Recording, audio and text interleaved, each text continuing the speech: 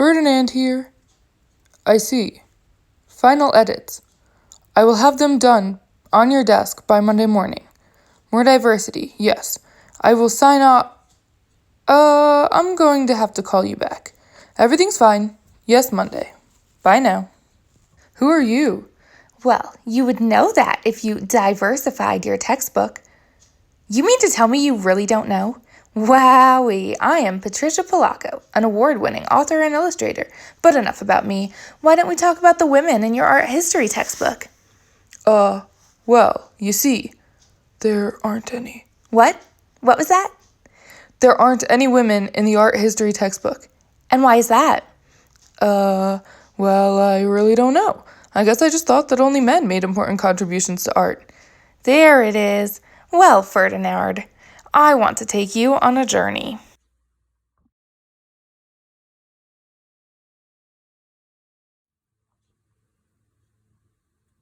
This here is the most wonderful room in the museum.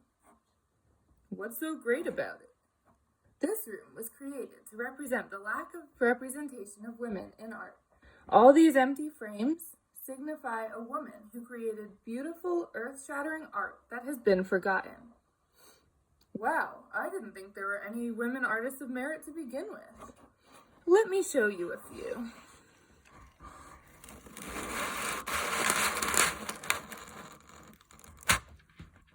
Who do you think painted this? Well, clearly one of the great Impressionists. Renoir? Incorrect. This is the women's floor, remember? You mean to tell me? Yes, a woman painted this. A woman by the name of Berthe Morisot, who lived in Paris in the 1800s. You see, she was taught, as all well-to-do ladies were at the time, by a painter by the name of Joseph Gouchard. She showed off her paintings in salons around Paris until she realized she wanted something more. Morisot decided she wanted to experiment with painting techniques and joined a newly formed group of painters who became the Impressionists. Right you are. She is known as one of the key innovators of the Impressionistic movement. Shall we continue? Yes. Yes, we shall.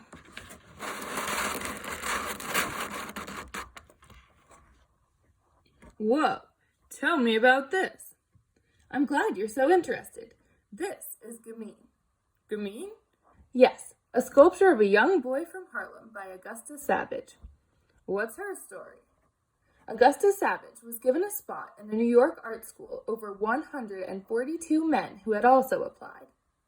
However, she was denied admission to a summer program in France based on her race, as she was African American.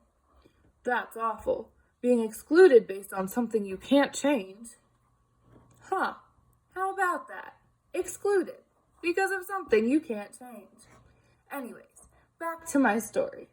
Savage became an established sculptor once she created Gamine, the sculpture you see here. She was the first African American to be invited to join the National Association of Women Painters and Sculptors, and in 1939, she received a commission from the World Fair, one of only 4 women to do so. Wow, even though she was discriminated against, she kept going and ended up breaking barriers. I can't believe I've never heard of her. That's what happens when everyone thinks it's someone else's job. The story never gets told. So, Patricia, are there any other women artists to learn about today? You betcha. We're just getting started. How do you like this? Wow. What is it? Well, why does it have to be anything? Well, I suppose it doesn't, but still. I know what you mean. We want to make it make sense.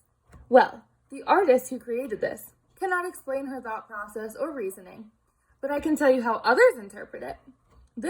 What do you mean by that? How can she not explain? Well, I was going to tell you, but then I was interrupted. I apologize. Go on. As I was saying, the artist who created this is named Judith Scott. She's a unique artist because she was deaf and had Down syndrome in a time when it was not acceptable to be different. She was torn away from her twin sister and forced into an institution where she was not allowed to be creative. That's terrible. Yes, it was. But remember that twin sister? Yes. Well, her twin sister fought for the right to be her guardian and got her out of the institution and into a creative day program. So she got to live with her sister in a home and finally be creative. Yes! She discovered fabric scraps during one of these create sessions, and that's when her voice began to come out. She created over 200 sculptures of found objects and fabric. So, what do they think this piece represents? This creation is thought to represent the two twin sisters reaching out for each other. Wow, that's powerful. Yes it is. Speaking of powerful, do you have time for one more? Absolutely. Although I can't imagine anything more powerful than that. Wait, what is that? This is a poem. A poem? How is that art? Look closer. Do you notice anything? Whoa, yeah, that's crazy. It seems like each path through the words you take tells a different story. Like here it says, as we embrace the future, we work to understand the grief we shift into light across our faces. Pretty hopeful, isn't it? Yes. But look here. As we embrace the present, we struggle to unbraid the grief we bury as ash across our faces. That's not very hopeful at all. No, it's not. It is amazing how much meaning you can get from so few words. This is remarkable. I've never seen anything like it. Who created this? This work of art comes from a Native American woman by the name of Layli Long Soldier. She has won awards for her poetry, writing, and cultural representation of her people, the Oglala Lakota Nation. She is currently faculty at Dene College in the English department. Her students are so lucky to have her. It would be amazing to meet her someday. Well, that is a discussion for another time. You've got work to do, and I need to get back to my art. So how about we call it a day? Oh, all right, I guess I should get back to work. I've got a lot of editing to do for Monday.